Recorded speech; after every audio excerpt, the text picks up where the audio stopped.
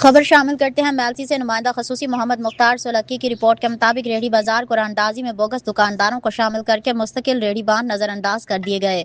Assistant commissioner نظر ثانی کر کے ہمیں ہمارا حق دلوائیں۔ تفصیل کے مطابق قائد اعظم روڈ میلسی پر عرصہ دراز سے ریڑھی بان محمد ارشد محمد خالد نے اسسٹنٹ کمشنر میلسی کو درخواست گزار کی ہے، جس میں یہ موقف اختیار کیا گیا ہے کہ نو تعمیر شدہ ریڑھی بازار جس میں قائد اعظم روڈ پر مستقل کھڑی رہنے والی ریڑھیوں کو منتقل کیا جانا تھا، جس کی قرآن اندازی 13 جنوری کو اسسٹنٹ کمشنر کی زیر نگرانی عمل میں آئی۔ نے جان بوجھ کر چند شخصیات اور کلرک میونسپل کمیٹی نے من پسند افراد کو شامل کر کے ہماری حق تلفی کی ہے۔ قرآن اندازی میں بڑی چالاکی سے سرکلر روڈ اور قائد اعظم روڈ کے بوگس افراد بشمول دکانداروں اور ایک سرکاری ملازم کو بھی ریڑھی بازار میں جگہ مختص کر دی گئی ہے۔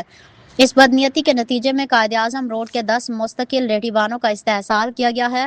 اسسٹنٹ کمشنر تحقیقات کر کے ہمیں ریڑھی بازار میں جگہ الاٹ کروائیں تاکہ ہم اپنا روزگار جاری رکھ سکیں۔